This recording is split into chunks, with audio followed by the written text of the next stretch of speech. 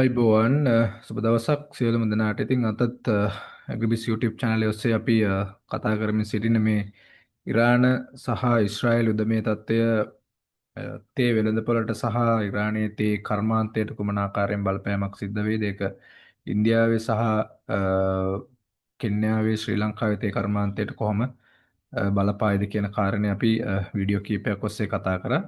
ඉතින් මේක යුද්ධමය තත්ත්වය දිගටම පැවතියහොත් කුමන වගේ තත්ත්වයකට බලපෑමක් එල්ල වේවිද, විශේෂයෙන්ම ඉන්දියානු, කෙන්යානු සහ ශ්‍රී ලංකා තේ නිෂ්පාදන වෙනුවෙන් කියන කාරණේ අපි කතාවට ලක් කළ යුතුයි.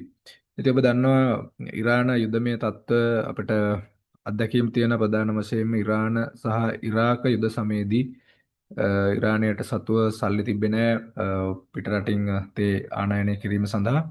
ඒකේ ප්‍රතිඵලය වුණේ ඇත්තටම ඉරානය තුළ ඉතා දැඩි ලෙස තේ වගාව ව්‍යාප්ත වීමක් සිද්ධ වුණා. ඉතින් වර්තමානයේ වෙන විට ඉරාන තේ කර්මාන්තයේ මුහුණ දෙන ප්‍රධානම ගැටලුව තමයි, තේ නිෂ්පාදකයන් මුහුණ දෙන ප්‍රධානම ගැටලුව තමයි ඔවුන්ගේ නිෂ්පාදන වියදම සහ ප්‍රොඩක්ටිවිටි එක, එහෙම නැත්නම් ඔවුන් ලබා ගන්න අස්වැන්න.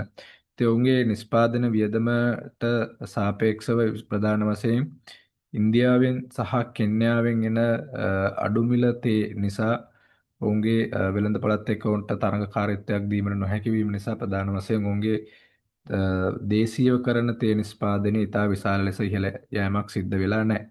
නමුත් මේ වන විට මේ යුදමය තත්ත්වයක් එක්ක ප්‍රධාන වශයෙන්ම කෙන්යානු සහ ඉන්දියානු අඩු මිල තේ වෙළඳපොළට එන එක අවහිර වීමක් සිද්ධ වුණහොත් ප්‍රධාන වශයෙන්ම ඉරානය තුල තේ නිෂ්පාදනය ඉහළ යෑමේ හැකියාවක් තියෙනවා. ඉතින් එහෙම වුණොත් යුද්ධය දිගු කාලීනව පැවතීම සහ ඒකේ බලපෑමත් එක්ක උන් දේශීය වශයෙන් කරන තේ නිෂ්පාදනය ඉහළ යෑමක් සිද්ධ වෙන්න පුළුවන්. ඉතින් එහෙම වුණොත් ඒකේ ප්‍රධානම බලපෑම ඍජු ලෙසම ඉන්දියානු තේ නිෂ්පාදන සහ ඊට පස්සේ කෙන්යානු තේ නිෂ්පාදන රට තුළට එන එක අවම වීමක් ඉදිරි කාලයේදී සිද්ධ වෙන්න පුළුවන්. යුද්ධමය තත්ත්වය දිගු කාලීනව පැවතුනොත්. නමුත් ශ්‍රී ලංකා තේ ගත්තොත් ඇත්තටම අපි ටිකක් වැඩි මිලක් තේ ප්‍රමාණයක් තමයි ඉරානයට යොමු කිරීම සිද්ධ කරන්නේ. ඒ නිසා ඍජු බලපෑමක් ප්‍රධාන වශයෙන් ලංකාවේ තේ සඳහා එල්ල වෙන එකක් නෑ. නමුත් දිගු කාලීනව ගත්තොත් ඒත් යම්කිසි බලපෑමක් එල්ල වේවි. නමුත් ඉරාන තේ කර්මාන්තය දියුණු වීම සිද්ධ වුවහොත් මේ යුද්ධමය තත්ත්වයක් එක්ක, එහෙම නැත්නම් ගොවීන් වගාවට වැඩි ලෙස ආකර්ෂණීය වුවහොත් ඒකේ ඍජු බලපෑම ප්‍රධාන වශයෙන්ම කෙන්යාවට සහ ඉන්දියාවට සිද්ධ වේවි. නමුත් ශ්‍රී ලංකාවට තරම් ලොකු බලපෑමක් සිද්ධ නොවෙන්න ඉඩ තියෙන බලපෑමක් තියෙන. නමුත් අර හා සමාන බලපෑමක් එල්ල වෙන එකක් නැහැ.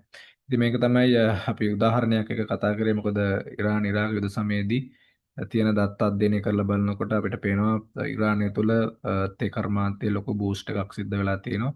මේකත් ඍජු ලෙසම තේ කර්මාන්තය බූස්ට් වීමට බලපාන්න පුළුවන්.